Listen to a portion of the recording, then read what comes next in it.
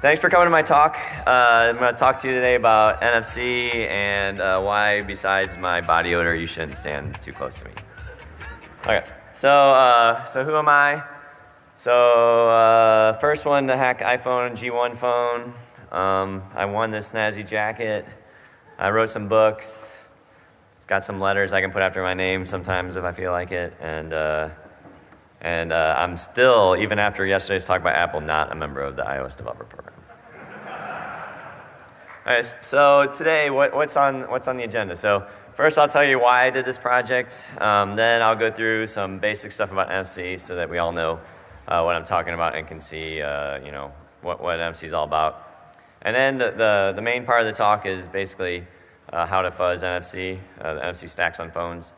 And then I'll look beyond that at sort of applications that deal with NFC. And finally, I'll have some demos, and if they're anything like my projector, that will fail horribly. But I have backup videos because I've had too many talks totally bomb. So hopefully the videos at least will work. Okay, so why NFC? So I started looking at this 9 months ago, and I was actually having lunch with Moxie Marlinspike, and he told me that the code in the Linux kernel looked really weak. And I was like, oh, okay, weak code, I like that. And NFC is sort of mobile phone related, and I like phones, and you don't have to make the person touch anything. I like that. So there's a lot of things that were kind of appealing. And while there's not that many phones right now that has NFC, supposedly if you believe Johnny Evans, in the future there's going to be more. So maybe the next iPhone would have NFC. Who knows? I hope the last one would have it, and it didn't. So all Nokia phones supposedly from now on are going to have NFC in them. The new Samsung phones have it.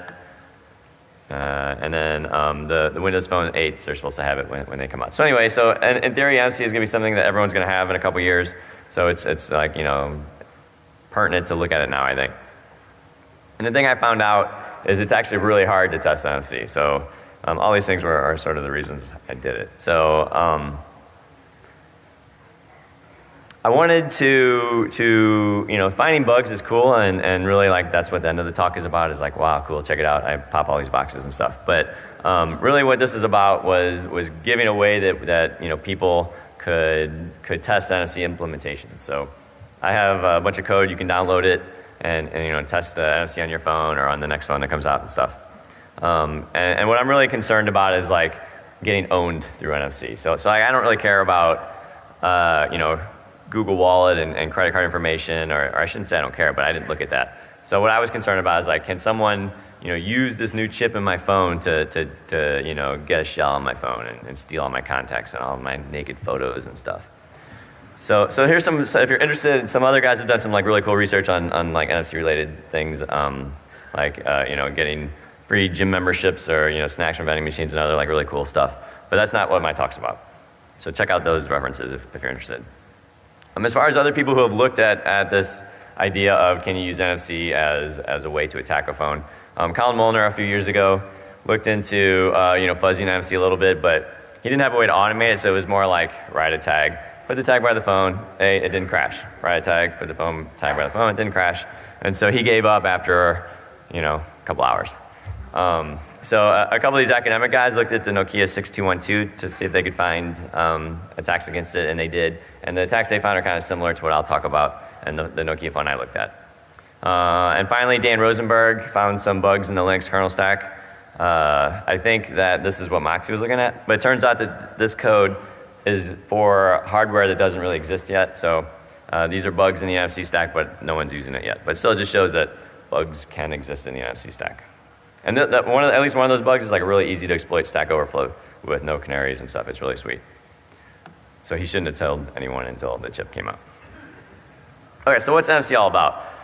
Well, it's basically based on RFID, and it runs at 13.56 megahertz, at least initially. And then the range for it is 4 centimeters. So this is the actual papers and stuff will say 10 centimeters, but I've never actually seen that. So in real life, it's more 4 centimeters, so like that. And there's people who talk about building big old antennas and going across the room and stuff. But for me, it's just, you just need to know that you have to be really close, but you don't have to touch. That's basically what it means. I have a very naughty thing to say just there, but I'm not going to say it. Okay, so, sorry, I'm really trying to be good. So the data rates for NFC is like quite slow. So you don't want to transfer like a bunch of data with it, and it's not really designed to do that. Okay, so how close do you really have to be? So here's like a couple little experiments just to give you an idea. So let me pause this one. So the one on the right, there's a hotel key, NFC card, in a wallet, in a pocket, and you can read it by like getting close to the pocket. On this one, it's just like a NFC tag and a phone, and so you can see it's basically more than a thumb's width to read the tag. So that's how close you have to be. But then if you want to actually do something in real life, I thought I'd do a little experiment. So this is my coworker, Todd Manning, who I understand is, he didn't know this was coming until Black Hat, he was sitting in the audience, and all of a sudden he saw his ass on the screen. But so here's a little video of me trying to read his hotel card key without him knowing. So here, I'm in the green shirt, he's in the checkered shirt. You can hear our idle chatter. There it is. I'm so subtle, but I must admit that I was trained by the NSA. So, a normal person might not be able to pull this off. So anyway, you can't see this, but I looked and it didn't show up. I was like, what the hell? So I was like, well, I'll do it while he's moving. So this is a moving target. It's a little harder. Look, I'm looking, it's like, damn, it's not working. So, I'm like, I'm just gonna set on his ass at this point. So that's the video. Thanks. So I was like, I can't believe this didn't work. Like, this totally should have worked. What was the deal? So I followed him back to his room, and he goes to get into his hotel room, and he pulls the key out of his front pocket. So I was like, oh, okay. So anyway, so that's one version of the, what my bugs I'm going to talk about you could do is, just follow around uncomfortably next to somebody.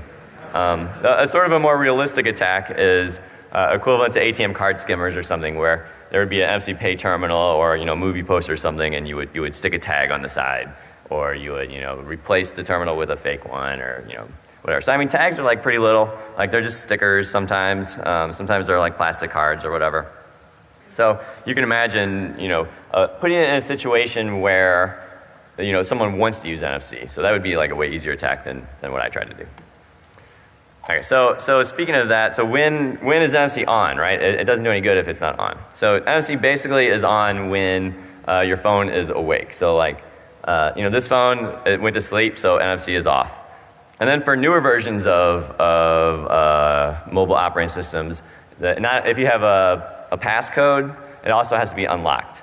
So for ice cream sandwich, it's only on when it's unlocked, and gingerbread, it's on no matter what if the device is on.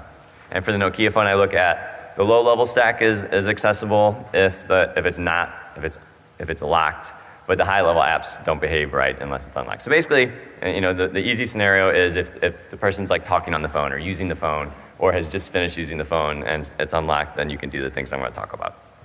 And then the other thing is, as long as they don't have a passcode on their phone, you can actually wake up the phone and then turn NFC on and then use NFC. So like here's a little movie of this. So here's a Nokia N9, and the tag NFC reader isn't working because it's asleep.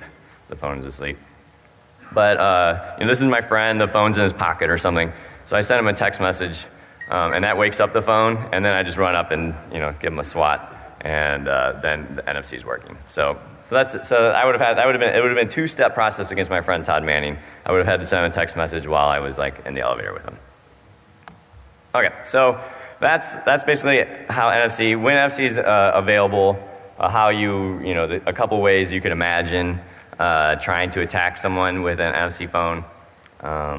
So now let's talk about NFC. So it's basically two modes to NFC. One is passive. So this is this scenario where you've got a phone, an active reading device, and you've got a tag. And tags are just like I said, little stickers or something. So you just put it up there, and then something happens, right? So that's passive. In that case, the tags don't have a battery or power or anything. They just use the power provided by the initiator. So, and the other mode is peer-to-peer. So if you have two phones and you want to share data between them, you just kind of get them close, and NFC will let you share files that way. And the way that works is both of them are powered devices, so it's a little different. And they have different protocols and stuff. So when I sat down to fuzz this, this stack, I was like, okay, there's like 200 bytes on this card, and I want to fuzz this, so it's probably not that complicated. And then I was like, I got this diagram, I was like, oh shit, it's like super complicated. So there's lots and lots of specs, and you have to sit down and read them all. And I'll just run through them real quick. So at the very lowest level, you've got like radio waves and stuff. So here, this is the spec you would want, and this is, if you can kind of see it. So this is just a FFT plot I got from using a software-defined radio. And then if you want to, you can actually see the radio waves and decode them into bits, and it's a real pain in the ass, but it's possible. So here's an example of one. Every time it crosses the line, you get a 0, otherwise you get 1s. I did it bigger here so you can see. And then there's some sort of decoding scheme where like you get a 1 if there's 2 1s, unless it's followed by 1, in which case it's 0, 1. Anyway, so all these basic rules that allow you to convert this line crossing into actual bits, and then you can see that this waveform actually is someone sending hex 26. And hex 26, if you read the spec, is the sends rec command, which is basically like the wake up. Like NFC, here I am, wake up. Okay, so that was the like super low level where the radio transmissions look like. I didn't fuzz at that level because it was super hard. And I'm lazy. Okay, so the next thing is initialization, anti-collision, stuff like that. So whenever a device enters, or like say a tag enters the phone's RF range, then they start to have to work out some initial stuff, and that's what this layer is. There's almost no data exchanged, so I didn't fuzz this, although I could have. And then I'll show you an example of this, and you'll see what these bytes look like.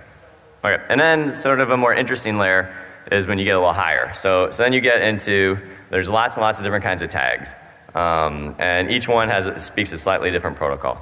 And then at the bottom there's this LLCP, and that's the communications for peer-to-peer communication. So I'll just show you some details on a couple of those because these are the ones I actually fuzz. So one is called type 2 tags, also known as MyFair Ultralight.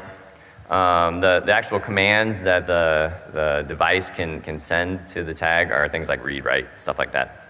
And the stuff that the tag can send back is things like this. So first there's some metadata. It has things like serial numbers. And then there's this capability container, and that contains information like version number, how much data to expect, stuff like that. And then there's the actual data itself. And then another type of tag is a type 4 tag called DESFire. So this one's a little different. Here it's like a little virtual file system, and the commands that the device can send are like select, read, and update. And so the important thing is just to know that there's this capability container file, and then there's a file or files that contain the actual data that you want to send. So the way that it typically works is the phone will be like, okay, I want to read you. So then it selects the capability container file, then it reads the capability container file, and that tells it where to find the data. So then it selects the data file, and then it reads the data. So that's the back and forth communication between the phone and the tag. All right, and then finally, if you have two peer devices want to talking to each other, they send each other these things called PDUs. There's lots of different kinds of PDUs, and this is more or less what they look like. So if you want to see an example exchange of, say I want to share like the greatest, coolest, video with you, I would send this connect PDU with some parameters and like what service I want to connect to. Then you would respond with a connection complete, a CC PDU. Then I'd send you an I PDU. I stands for information. You'd either send me back another information or an RR, which is just like an acknowledgement. And we just go back and forth, sending data back until one of us is done and sends a disconnect. Okay, and then unlike the tags, the LLCP is more like a connection, and then you have to say where you want to connect to. So there's different kinds of service endpoints that you can connect to. And all the stuff I looked at, I only saw two. One was called MPP, and that was I saw on the Android phones. And then another is Snap, which you see on like other phones like Nokia's and stuff. Okay, so all that's left is, so far it's just how to communicate data back and forth, but I haven't talked about the actual data. So the actual data is stored, it can be anything, but it's normally stored in a format called NDEF. So this is just some binary data, and it describes different things that it can contain. It can contain lots of different kinds of data. And I talked about it, I gave this talk in Black Hat, except that talk was like a lot more expensive than this talk. So you guys are really getting your money's worth. So the Black Hat badges had NFC, and you could read the NDEF data and stuff off them. But anyway, so NDEF is just the format of the data that is typically exchanged. So, I sit down and I read specs for, 3 months, and I'm about to blow my brains out. So I finally get an antenna, and I actually look at the data, and because I want to use something like Wireshark, but they don't have it. So instead, I look at this. So I get a Proxmark. You can sniff the traffic and see what it looks like. So this is what the traffic looks like between an NFC reader and a Type 2 MyFair Ultralight card. So I don't know if you can read it, but I'll just explain it anyway. So the first reader is like, hey, wake up. And then the card says, okay, I have a 7-byte serial number. And then the reader says, cool, give it to me. And the reader says, okay, here's the first 3 bytes. And then the reader's like, okay, I got those 3 bytes. Are they these? And he's like, yep. And then he says, okay, send me more. And he says, okay, here's the rest. And he says, were they these? And he says, yep. So anyway, and the other thing that happens is at some point the tag said, by the way, I'm a Type 2 tag. So once they get to this point, they've done the initialization, and they're ready to actually do the data, and they know to use the Type 2 protocol. So he knows he can do read. So he reads column 8 from that chart I showed you. The tag responds with a bunch of data, and then he reads the third one, which is that capability container stuff. So the tag sends this data, and then he reads the actual NDEF data, sends that data. So anyway, you can start thinking about what you want to fuzz, right? So you could fuzz like the serial number and stuff, but I didn't because it seemed like a waste. You can start to fuzz, like the serial numbers and the memory stuff, and then down here you can fuzz the NDEF data. So there's stuff to fuzz, but not a ton. And then if you look at that last slide, I pulled out the actual NDEF data, and you can break that NDEF data out too and see what it looks like. So in this example, it starts with a 3 that just says, hey, it's NDEF. And then it says a link. So NDEF is basically a type link value. So it's linked, and then it says like, okay, I'm a D1, which says I'm a message begin, message end, which means I'm just a complete message. Short record, which means my links are 1 byte as opposed to 4. And then like I'm a well-known type. And then it's like type link, payload link, type, blah, blah, blah, blah. And then, type, and then, so once you know that the type is T for text, then you look at that spec and see how text data looks like. And eventually you break it out to some text, and then you're done. So you can extract this data, and you can imagine like fuzzing these things into some link values. And so there's some potential for some coolness. But then you gotta, so at this point, I read the specs, I understood NFC, like, everyone in this room now, so, we're all NFC experts. And where are the bugs gonna be? So if you look at, say, the software stack on an Android phone, it looks something like this for NFC. So you've got the kernel. There's some driver in the kernel that is, talking to the hardware and, the actual NFC chip. And then there's an Android service that deals with all the NFC data. And then there's applications that consume the data afterwards. So in this picture, the driver's native code. Inside the service, there's some native code libraries, but mostly the service is written in Java. And likewise, this tags application that handles the NDEF data is written in Java. So if you're looking for memory corruption bugs, like you're kind of limited, right, to just these native code dudes. The Migo, which is the other phone I looked at, Nokia N9 running Migo, which was, the reason I chose these 2 phones, by the way, is like, last fall, they were more or less the only phones I could get my hand on that had NFC. And then the Migo had the advantage of being kind of Linuxy, which is something that I like. Turns out, at least in the US, there's not many people with Nokia N9s, but there's a few people. Like I saw Travis Goodspeed has one the other night, so I'm going to totally own his ass. And then I heard HD Moore might have one too, so I want to see those guys on the phone. I'm going to be like all over them. Okay, so the Migo stack basically looks like the Android stack. The biggest difference, so there's kernel, driver, service, and then applications that consume the data. The difference is here, everything's native code. So it seems there's at least a potential for some more bugs. All right, so I already kind of mentioned this, but so when you sit back and say, okay, where are the bugs? Well, there could be bugs in the actual NFC specific code, like the thing that's parsing NDEFs or parsing capability containers or something. Or there could be bugs in the applications, like tags, that are actually processing the data afterwards. We want to look for bugs in both those spots. So the first thing I wanted to do is fuzz the low-level stuff, and because that's like, that's the whole, when you're a hammer, everything looks like a nail. So I do fuzzing, and so everything I want to do starts with fuzzing. So fuzzing on NFC is a little hard. It took me like 6 months to get this fuzzer running. So the first thing you do is you create data, and then you want to present it to the phone, and then you want to monitor the phone for crashes and stuff. So the test case generation is really pretty simple. I used two approaches. The first one was what they call dumb fuzzing, mutation-based fuzzing. So I just got some valid data and did some bit flipping, added some bits, stuff like that. So valid data for these are PDUs, these are capability containers, these are NDEFs. So just got a bunch of data and then started flipping it. And then I also, at least for the NDEFs, used Solly to create some fuzzed NDEFs, so that you could have very long strings, but everything else is right, the links are right and stuff like that.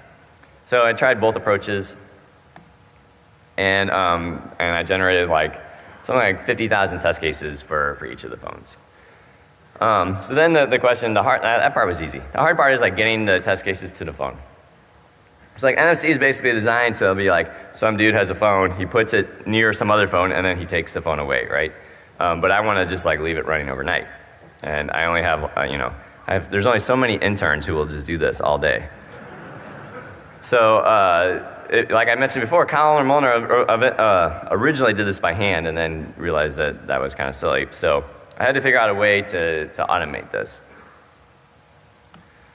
So the first thing I thought is I'll just get some off-the-shelf NFC readers and have them. There's a mode called card emulation, which means pretend to be a card, a tag, and then if you go to read it, the phone doesn't know any difference. But the problem is there's tons of different kinds of NFC hardware. They all kind of claim, in some vague way that they do card emulation, but then when you buy it, they don't, and the help support dudes are like, oh yeah, we didn't actually do that. We can sort of do that. And then there's lots of different software that you can try for each of the pieces of hardware. So for a long time, I couldn't get any of them to actually do card emulation. So then the next approach I looked at was using a USRP. So here you can do everything from the very bottom up. You can pretend to do the radio signals and be a card or be a peer and do everything. And the advantage is you could fuzz everything too. But then I started writing code, and there's getting these waveforms and decoding waveforms and having to send out more waves, and yeah, it wasn't working very well. So I'm not a signal analyst apparently, and the best I could get is I could decode this wave, but it took 6 seconds, and it turns out that you have to respond in 0.0001 seconds. So I was too slow. So I gave up on that. And then Kyle Molnar at SummerCon this year released an Android injection framework that would theoretically allow you to inject data into the NFC daemon, so it would think that you had just presented a tag. But I don't think anyone's ever used that to fuzz yet. And also it turns out the bugs I'm going to tell you about, a lot of them are related to timing issues, and so you won't get those either. So there's some reasons you wouldn't want to do this, but it's at least a possibility. So finally I found, after I did all that stuff and gave up, I eventually went back and actually found some hardware that worked. So if you get this reader and use that software, or this reader and that software, you're in business. So you can plug those in and they'll pretend to be cards and you can read them. So now, with those combinations of hardware and software, I can fuzz the parts of the spec that are this ugly green color. So it's roughly half or something. So there's still lots of work that you guys can do if you want. This is what I did. So let's start talking about how I did it. So the top level fuzzy NDEFs was pretty easy. So I already had a bunch of fuzzed NDEFs. I just had to get them to the phone.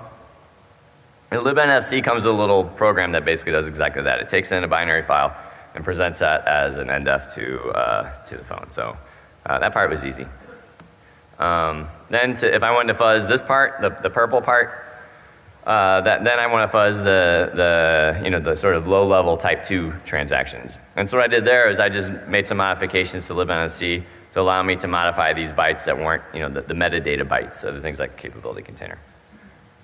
So just, change that program, and then it was working pretty good. Pretty much the same thing for type 4 fuzzing. So if I want to do the low level stuff, all I did was instead of fuzzing the NDEF data, which is what the libNFC wants you to do, I just changed libNFC to instead allow me to supply a capability container file. And then finally, fuzzing LLCP, so the peer-to-peer communication. I just, again, modified this time NFC PY to allow me to change the connecting information PDUs. Okay, so that was cool. So what I could do at that point was I could emulate a tag, I could put the phone down, and it would read the tag. And those tags could have like crazy messed up fields. But then I need to do that a lot, right? And again, my interns started quitting after a couple hours, so I had to figure out a way to automate that. And so basically what I would do is I would just turn off NFC, I would change the tag to be something new, and then I would turn on NFC, and that would be sort of the equivalent of presenting the tag. And then I would, once that was done, then I would turn off NFC, change the tag, turn on NFC, so forth. And there's a couple ways here that you can turn off or turn on NFC. Hey, you're leaving my talk? The demos are still coming. The cool part is at the end. This is the painful part, where you learn to appreciate the hard work I did before the whiz-bang demos. Thanks. All right, so he's gonna leave and be like, man, that talk was so boring. It was just all about specs and shit. So, all right, anyway, so then I needed a way that, it turns out NFC readers aren't designed to emulate 10,000 tags, in a day. So after a little bit, they just freeze up. And the way, the support people say the way you fix that is you just unplug it and plug it back in and everything's great, hard reset. I was like, well, I don't know if that's actually better than doing this with the phone if I'm doing this with the USB. So I found this USB hub that I could control the power on, and software I could turn the power off and then back on. And so it's kind of like plugging it and unplugging it. And you also notice a lot of people come up to me and be like, Charlie, how do you find time to do all this research? And I say, well, I totally, I don't do any household chores at all. And so you can see total water damage in my wall. It's like, nah, I'll just set up my fuzzer right next to it. All right, so the final part of the puzzle is looking for crashes. And in Android, it's super easy. They have logcat, which basically tells you anytime anything crashes. And on Migo, no one's really ever looked at that operating system. So it turns out they have GDB though, so I just GDB attached to the server or the service, and then in case other things crash, I just did basically a PS before and after setting the NDEF and looked to see if anything significant had changed. Okay, and then finally, I wanted to make sure NFC was still working, so between every fuzz test case, I would send a valid test case, a valid NDEF file or something. And then I would just make sure that worked, and if not, I would kind of restart everything. So in Android, tags puts things in a SQLite database, so you can just check to make sure the thing you just sent shows up there. And in Migo, if you start the NFC daemon with this extra, verbosity setting, it actually shows you the NDEFs that it's reading in syslog, so you can look to make sure everything's working great. All right, so here is super boring videos, but it took me 6 months to make, so you're gonna watch it. So here's a Nokia N9. So this is the valid test case. This is the invalid test case. It can't read it. And this is the valid test case. I would send it a random number. And this is the invalid test case. Here is a Nexus S. Go Nexus S. There we go. So I'll even turn it up. Oh, there it is, beauty. So this one is a valid test case, and then there's an invalid test case that doesn't even show up. And then there is another valid test case. And so if you lived in my house, you would just hear in the background all day, all night, blink, blink, blink. So it's pretty annoying, but that's what I do for science. And then the other thing that happened in my house is that one stupid reader, the big one, in some weird situations, it would just start making this huge loud noise. I was like that loud. And I was like, well, this isn't ideal. So at first I put a pillow on it, and you could still hear it. So that's why I moved eventually to my basement that's all flooded up. Okay, so finally, I did the actual fuzzing. So like I said, it was 50,000 test cases. I fuzzed against the latest OS that was available at the time last fall, which was 2.3.3 for Gingerbread and 1.2 for the Nokias. And as you saw in the video, each test case would take around 5 or 10 seconds. So it was a very, very slow process. So as soon as you start fuzzing, you'll basically start to see things crashing and stuff. So the first thing that you'll see crash is tags. Tags like crash is super easy, but the problem is it's written in Java, so like it's not very exciting. So it's just Java exceptions. You can't really do anything with that. Keep fuzzing, and eventually the NFC daemon will start dying. In this case, again, it's a Java exception, so not super cool. But at least it's good to know your fuzzer's working. And then finally, you get some native code crashes, so that's cool. Here's one. It's a null pointer reference, so still not so exciting, but at least, again, it's like, wow, at least it crashed in native code. I'm getting there. So this is an example of if you send connection complete PDU before you establish a connection, the reference is a null pointer. All right. And then finally, some actual bugs. And this is in the 223 Gingerbread NFC stack. So the key is to look at this thing, LLCP, check LLCP. So this showed up in the logs, and then it crashed in abort from free. So this is the source code for that. So the cool thing about Android is you can look at the source code. So if you look here, it's doing, it's checking LLCP, blah, blah, blah, blah. It allocates a buffer. And then if things don't work out right, there's dot, dot, dot here. So something happens, and then if things don't work out, it prints that thing which you saw in the log. And then it frees the buffer, cool. And then it goes to down here, and it calls dinit, which frees the buffer, which is not cool. So this is a double free. If with some work, you could maybe write an exploit for it. And so the cool thing about this exploit, if you wrote it, which I didn't, would be, basically you present a tag to a phone and you get a shell, right? So that would be like pretty exciting, I think. But anyway, this would give you code access as the NFC daemon, which does not have internet access, but does have Bluetooth admin access, which, as you'll see later, is like pretty awesome. So what about this? Well, being the responsible researcher I am, Google actually found it without me because I didn't report it.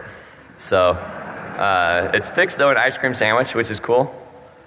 The bad thing is that even though it's fixed in ice cream sandwich and of course Jelly Bean, most people still run Gingerbread devices. So there's still like some guys out there you can get close to in the elevator and maybe get a shell. Okay, so now this is the part of the talk where I wasted so much time it's not even funny. So it turns out I found a bunch of these other like really awesome memory corruption bugs in the Gingerbread stack, but I could never replicate them in any reasonable fashion. I suspect they have to do with timing issues because if I ran the same 1,000 test cases, I would always get these same crashes and the same like number of them more or less, but they weren't ever in the same spot. So I couldn't really replicate it. But anyway, here is some like super cool memory corruption crashes that may or may not be fixed. It's just a mystery. So here's one that crashes in DL malloc, calls abort, and that usually happens when there's memory corruption. Here's one that happens in DL free, calls abort. That happens a lot in memory corruption. Here's one that crashes in free when it's trying to unlink a chunk where the back pointer is screwed up. That's memory corruption for sure. And then here's one more. So anyway, a bunch of crashes I found, never hunted down. Reran the test cases, and each time it took like 4 days, so many times that it's insane. But anyway, so the moral of the story is if Google had a decent tool chain for me to use, there'd be like maybe 4 more bugs I would have not reported to them. Okay, so I'm just kidding. I'm a very responsible person. If any reporters are here, I never do anything bad. Thank you. Okay, so that's the NFC stack. So found some bugs in Gingerbread. Some are fixed, some may not be fixed. And then I didn't find any bugs in the N9 stack. So that means either their code, which is all native code, is perfect, or there was something wrong with my fuzzer. So please fix my fuzzer for me. So now the question is, fine, I've looked at the low-level NFC code, and that was like pretty good. There weren't too many bugs. But what about the higher level stuff, right? So it turns out that Nokia and Google can do a pretty good job at parsing 200 bytes on an NFC tag. That's what NFC basically is. But what about these other apps? Can they do that? So at first glance, you look at what happens when you present a tag to NFC, and it's super boring. So Gingerbread, it just, if they can screw up, printing a string to a screen, like that's pretty bad, but they didn't. So here's a string, here's a string, here's a string. So super boring, nothing exciting going on. But then they added all these like extra features. Starting an ice cream sandwich, Android has this thing called Beam. Nokia has this equivalent thing called content sharing and also this Bluetooth pairing thing. So if we start to look at these, things get a little more interesting. So what's Android Beam? Basically, it's a way for you and your friend who both have Android phones to like share files and pictures and stuff like that. So, or I guess in this case, really web pages. So how does it work now that you guys understand all the specs? This sentence will make sense to you when it wouldn't have an hour ago. They use LLCP with Snap, and they fall back to LLCP and MPP. See like what you learned. And the interesting thing is you can see here I'm beaming this game called Crime City, which is like a fun game. You should get it. But to beam it, I have to press a button, but the guy on the receiving side, it just gets beamed and they can't do anything, it just shows up. It's sort of the opposite of what you might want to design if you were thinking about security.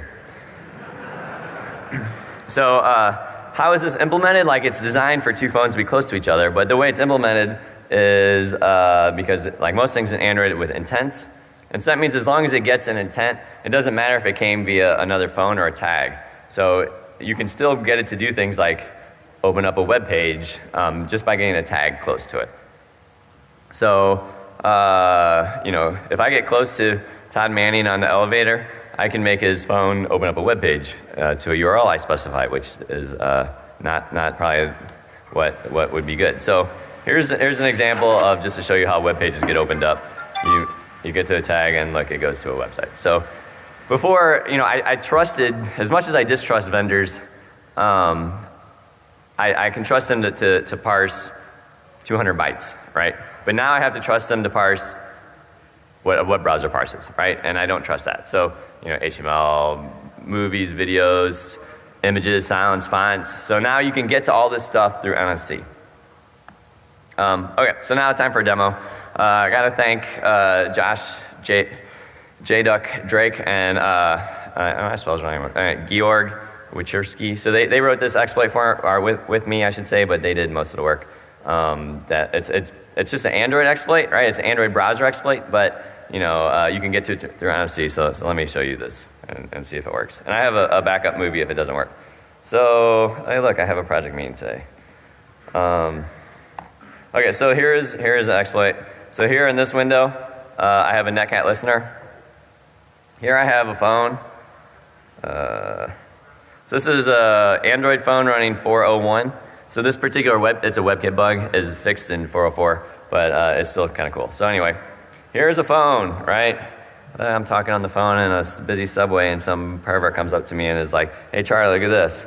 Oh, what? Oh, look, there's something. Oh wait, oh, it's gone. What happened, right? And then over here is a shell.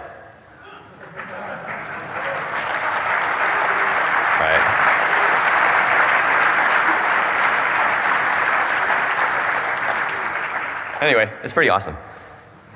So touch a tag, get a shell. Okay, oh, here's the movie if you didn't believe it was gonna work. Okay, but it of course worked. That movie, why did I do that?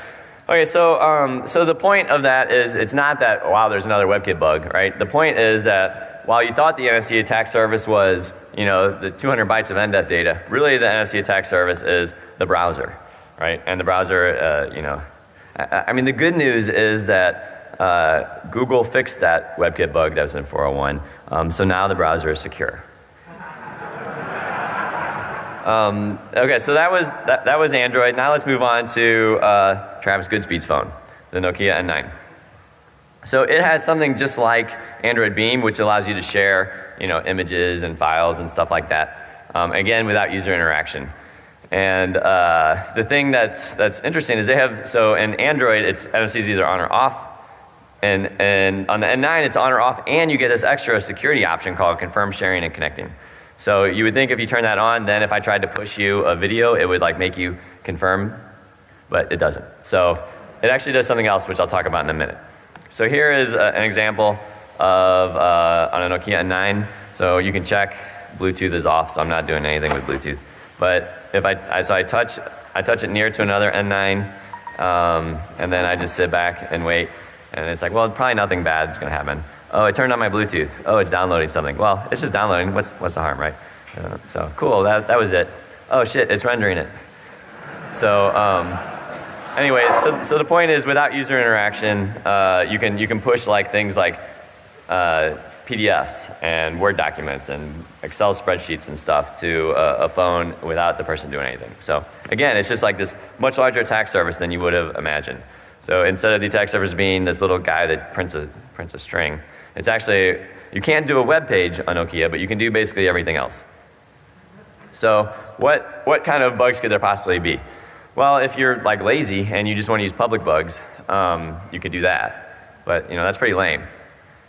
So there's libpng, for example, ships on the latest Nokia N9, which is running version 1.3. It has libpng 1242, and there's at least 2 critical vulnerabilities reported on that.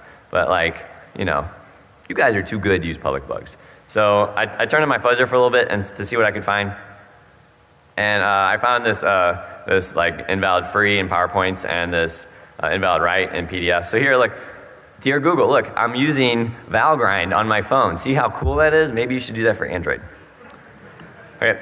Or you could, if you don't want to use those bugs, here's another bug I found, which is pretty awesome. So this bug is in the way they parse Word documents. And it's also, turns out to be a 0-day in K-Office too. So for your friends who thinks they're secure because they use Linux, you can just ship them this Word document and own them. So basically the way this bug works is it allocates a buffer called grupx or something based on some number you gave it. And then it reads in this other value, short from the data stream you're providing. And then it loops that number of times it just read and writes into your allocated buffer grupx, whatever it reads. So you have the choice of how big the allocation is, how much data you want to copy, and what data you copy. So it's like a classic heap overflow bug. So I didn't write an exploit for this one either, but I'll show you that it's pretty easy to exploit. So here's an example of a data stream. I made the length big, and then I put some data. So it crashes. Here's the backtrace. It crashes at some address that isn't mapped. But if you look at what happened right before it crashed, it loaded a value from R3, and then from where R3 is pointing, and then it branched that value. And it turned out I controlled R3. So if I would just pointed it to some other data I controlled, I would have gotten control. So basically this is a pretty easy to exploit bug. And again, you would get it just by getting one N9 close to another N9. You could make it open up the Word document and own them. Right. So the final thing I want to show you is this. So it turns out that if you Google Nokia N9 NFC, you come across like 10,000 versions of this video. So the guy's listening to his music, he's jamming out, and then he gets his phone close to the speakers, and then all of a sudden, like, the whole room is jamming out to his music. And I was like, what just happened, right? Like, he's on his phone, and now all of a sudden the speaker's, like, on his phone. It is magic, and where there's magic, there's security problems. So I bought one of these speakers, right? And I'll show you how it works, I think, except it's kind of, whoa, someone totally hacked my N9 because I went to my talk yesterday, I think. Oh, here we go. So I got one of these speakers. I got out my N9 and I downloaded some free music. And then I was like, okay, let's see what's going to happen. So I put it here. Is it going to work? Maybe give me one more second. See, I get the shell to work in the demo, but I can't get like the actual music player to work. One check real quick, and then I will move on. It should work. Okay, let's try it again. Is the thing on? Oh, it's not on. The speaker has to be on.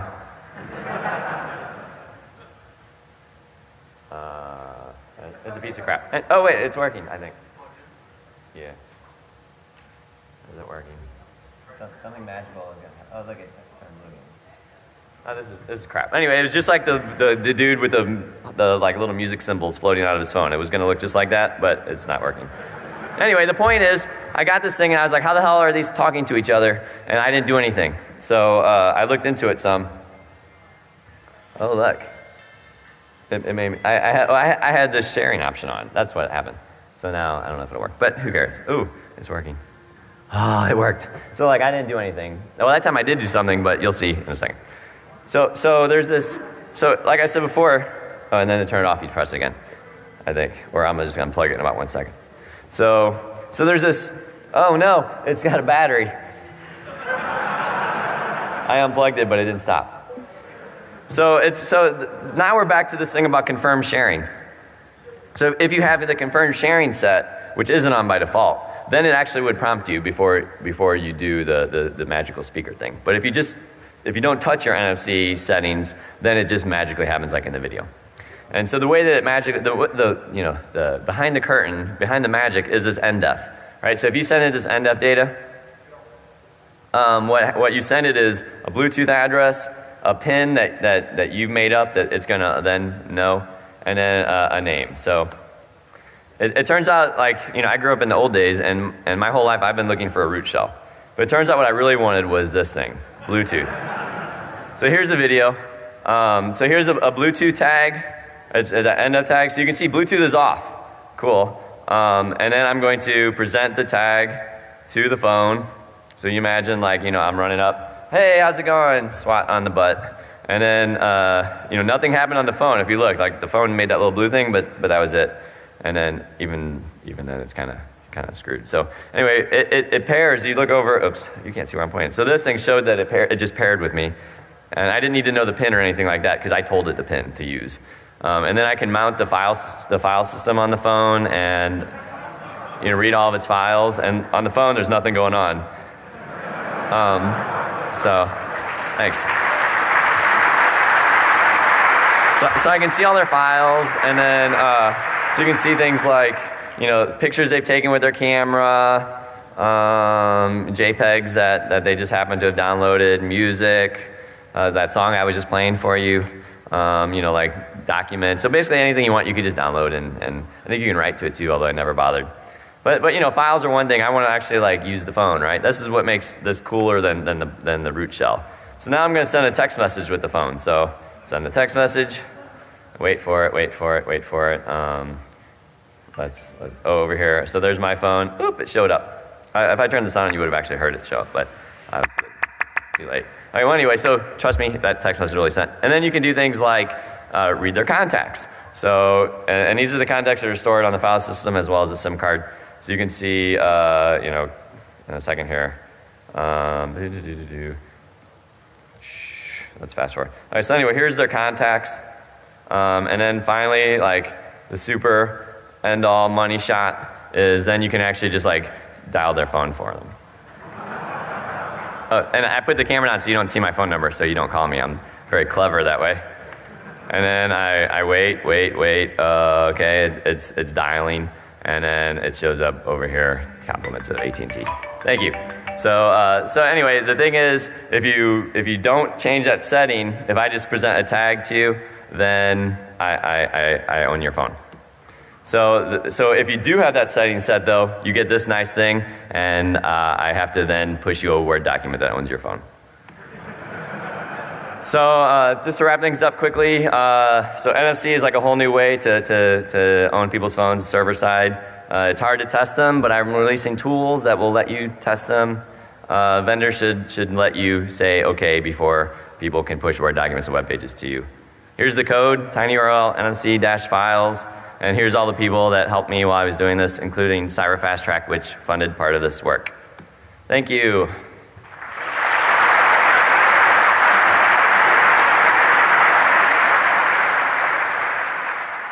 To fuzzing NFC a little bit, but he didn't have a way to automate it, so it was more like write a tag, put the tag by the phone, it didn't crash. Write a tag, put the tag by the phone, it didn't crash.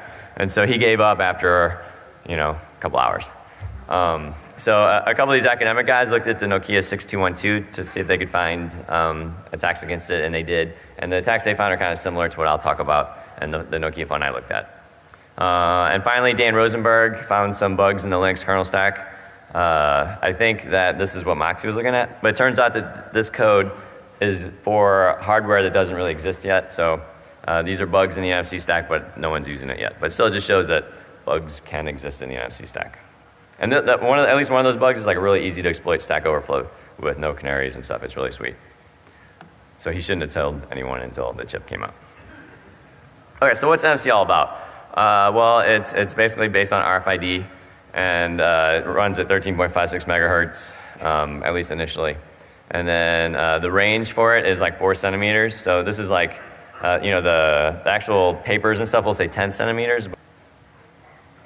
I wanted to finding bugs is cool, and really like that's what the end of the talk is about, is like, wow, cool, check it out, I pop all these boxes and stuff. But really what this is about was giving a way that people could test NFC implementations. So I have a bunch of code, you can download it and test the NFC on your phone or on the next phone that comes out and stuff. And what I'm really concerned about is like getting owned through NFC. So I don't really care about Google Wallet and credit card information, or I shouldn't say I don't care, but I didn't look at that. So what I was concerned about is like, can someone use this new chip in my phone to get a shell on my phone and steal all my contacts and all my naked photos and stuff. So here's some, so if you're interested, some other guys have done some like really cool research on like NFC related things, getting free gym memberships or snacks from vending machines and other like really cool stuff. But that's not what my talk's about. So check out those references if you're interested. As far as other people who have looked at this idea of can you use NFC as a way to attack a phone, Colin Molnar a few years ago looked in, but I've never actually seen that. So in real life, it's more like 4 centimeters, so like that. And there's people who talk about building like big old antennas and going across the room and stuff. But for me, it's just you just need to know that you have to be like really close, but you don't have to touch. That's basically what it means. I have a very naughty thing to say just there, but I'm not going to say it. Okay, so sorry, I'm really trying to be good. So the data rates for NFC is like quite slow. So you don't want to transfer like a bunch of data with it, and it's not really designed to do that. Okay, so how close do you really have to be? So here's like a couple little experiments just to give you an idea. So let me pause this one. So the one on the right, there's a hotel key, NFC card, in a wallet, in a pocket, and you can read it by like getting close to the pocket. On this one, it's just like a NFC tag and a phone, and so you can see it's basically more than a thumb's width to read the tag. So that's how close you have to be.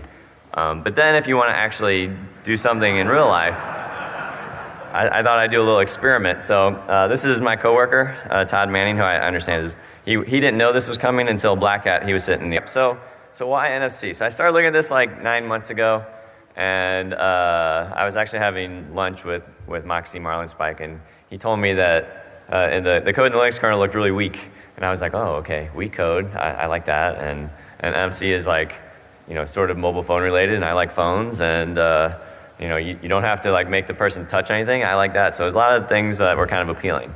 And while there's not that many phones right now that has NFC, like supposedly if you believe Johnny Evans, in the future there's going to be more. So maybe the next iPhone would have NFC. Who knows?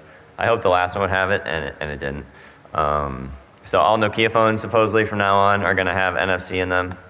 The new Samsung phones have it.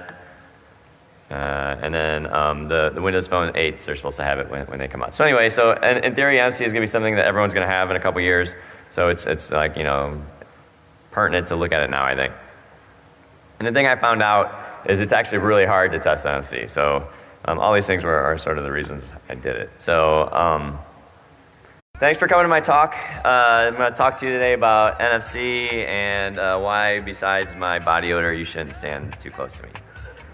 Okay. So who am I? So first one to hack iPhone G1 phone. I won this snazzy jacket. I wrote some books. Got some letters I can put after my name sometimes if I feel like it. And I'm still, even after yesterday's talk by Apple, not a member of the iOS Developer Program. All right. So today, what's on the agenda? So first, I'll tell you why I did this project. Then I'll go through some basic stuff about NFC so that we all know what I'm talking about and can see, what NFC is all about. And then the main part of the talk is basically how to fuzz NFC, the NFC stacks on phones. And then I'll look beyond that at sort of applications that deal with NFC. And finally, I'll have some like demos, and if they're anything like my projector, that will fail horribly. But I have backup videos. Because I've had too many talks totally bomb, so hopefully the videos at least will work.